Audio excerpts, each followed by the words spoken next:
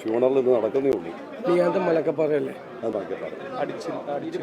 കഴിഞ്ഞത് അടിച്ചൽ തൊട്ടി 24 മണിക്കൂറിനുള്ളിലാണ് ആതിരപ്പള്ളി മേഖലയിൽ 3 ജീവനുകൾ.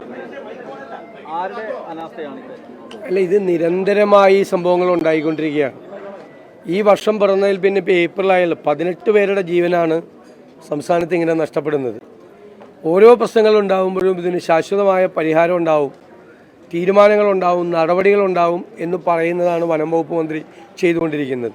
ഇപ്പം ഇവിടെ തന്നെ കഴിഞ്ഞ ദിവസം ഒരാൾ മരിച്ചു, ഇന്ന് 2 പേര് മരിച്ചു. ഒരു നടപടിയും ഉണ്ടാകുന്നില്ല.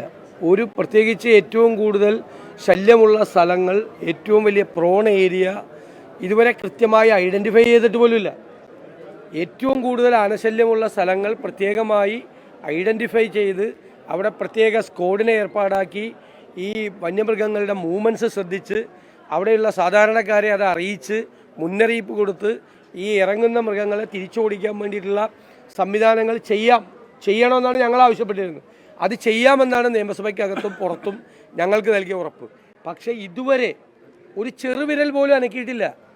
കഴിഞ്ഞ 5-6 കൊല്ലമായി 1000-ലധികം പേരാണ് ഇങ്ങനെ കൊല്ലപ്പെടുന്നത് കേരളത്തിൽ. 8000-ലധികം ആളുകൾ പരിക്ക് പറ്റി ആശുപത്രികളിലാണ്. 10,000 കന്നുകാലികളെ കൊന്നു. കൃഷി മുഴുവൻ നശിച്ചു. കൃഷി ചെയ്യാൻ പറ്റാത്ത അവസ്ഥയിലാണ്. നിസ്സംഗരായിരിക്കുകയാണ് ഗവൺമെൻറ്, നിസ്സംഗരായി. ഇന്നിപ്പോൾ ഞാൻ ചോദിക്കട്ടെ, ഇന്നലെ കഴിഞ്ഞ ദിവസം ഒരാൾ മരിച്ചു, ഇന്ന് 2 പേര് മരിച്ചു. ജില്ലാ കളക്ടർ പോലും സ്ഥലത്തെത്തിയിട്ടില്ല. ജില്ലാ കളക്ടർ അത്ര വലിയ കൊമ്പത്ത് ഉദ്യോഗസ്ഥരാണ് ജില്ലാ കളക്ടർ എന്ന് പറയുന്ന ആൾ. ഒരു ജില്ലാ കളക്ടറെങ്കിലും വരണ്ടേ, ആളുകളെ ആശ്വസിപ്പിക്കണ്ടേ? ഏറ്റവും പാവപ്പെട്ടവരിൽ പാവപ്പെട്ടവരായ മനുഷ്യരല്ലേ ഇതിൻ്റെ ഇരകളായി മാറുന്നത്. അവരെ ഒന്ന് ആശ്വസിപ്പിക്കാൻ, അവരോട് വന്ന് നടപടി സ്വീകരിക്കുമെന്ന് പറയാൻ ഗവൺമെൻറ്റിനെ പ്രതിനിധാനം ചെയ്തൊരു ജില്ലാ കളക്ടർ പോലും 3 പേരും മരിച്ചിട്ട് തിരിഞ്ഞു നോക്കുന്നില്ല എന്ന് പറഞ്ഞാൽ ഈ ഗവൺമെൻറ്റിൻ്റെ നിസ്സംഗത അതിൻ്റെ പാരമ്പര്യത്തിലാണ് നിൽക്കുന്നത്. ഒരു കാരണവശാലും അനുവദിക്കില്ല.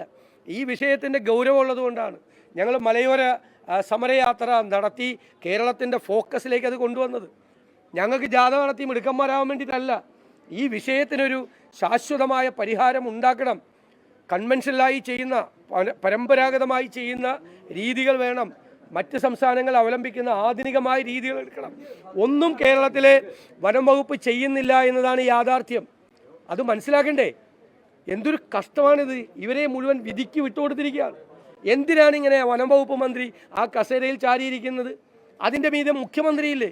ഒന്ന് അന്വേഷിച്ചൊന്ന് എല്ലാവരെയും വിളിച്ചുകൂട്ടി ഇതിനെന്ത് തീരുമാനമെടുക്കണം എന്ന് ആലോചിക്കാൻ പ്രവർത്തിക്കുന്നൊരു ഗവൺമെൻറ് സംസ്ഥാനത്തില്ലേ? ഇപ്പം ഇന്നെന്താ ജനപ്രതിനിധികൾ, MP ശ്രീ ബെന്നി ബെഹനാൻ MP അടക്കമുള്ള ആളുകൾ ഇതറിഞ്ഞ് ഇവിടെ ഓടിയെത്തുകയാണ്. അവരെ അസിസ്റ്റന്റ് കളക്ടറും DYSPയുമായി ചർച്ച നടത്തുന്നതിൻ്റെ ഇടയിൽ ബോഡിയും കൊണ്ട് പോവുകയാണ്. ശരിയായ രീതിയാണോ ഇതൊക്കെ? ശരിയായ രീതിയാണോ? ഒരു പാർലമെൻറ്റ് അംഗം ഓടിയെത്തി, ഇവരാരും വന്നില്ലല്ലോ, അദ്ദേഹമല്ലേ ഓടിയെത്തിയത്. അദ്ദേഹവും ജനപ്രതിനിധികളും ഇവിടെ ഓടിയെത്തി അവർ ഉദ്യോഗസ്ഥരുമായിട്ട് സംസാരിക്കുന്നതിൻ്റെ ഇടയിൽ അവരെ കബളിപ്പിച്ചുകൊണ്ട് കൊണ്ടുപോവുക. ഇതൊക്കെ കുറേ നാടകങ്ങളാണ് എല്ലാ സ്ഥലത്തും നടത്തുന്നത്. ജനങ്ങളുടെ പ്രതിഷേധമാണിത്. ഇത് കഴിഞ്ഞത് അവസാനിക്കില്ലല്ലോ. ഒന്നും ചെയ്തു കൊടുക്കാൻ അവർക്ക് നഷ്ടപരിഹാരത്തിൻ്റെ കാര്യം, അവർക്ക് വീട്ടിൽ കൊടുക്കേണ്ട കാര്യങ്ങൾ, അവരുടെ ജോലി തുടങ്ങിയ കാര്യങ്ങൾ എല്ലാത്തിനും ഒരു ഉറപ്പ് വേണ്ടേ?